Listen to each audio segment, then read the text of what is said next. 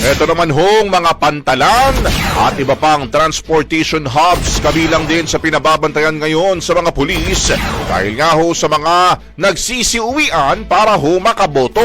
Bigarakaf, Austria, ibrigada mo! Brigada Live Report.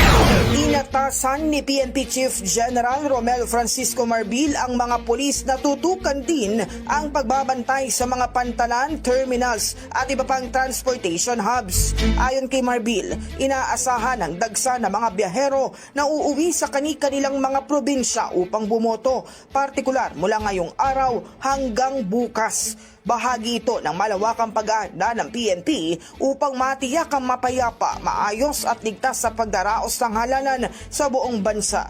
Samantala sinabi pa ng PNP Chief na magiging mas istrikto ang mga pulis at checkpoint operations upang maprotektahan ang mga botante at maagapan ang anumang posibleng banta sa seguridad.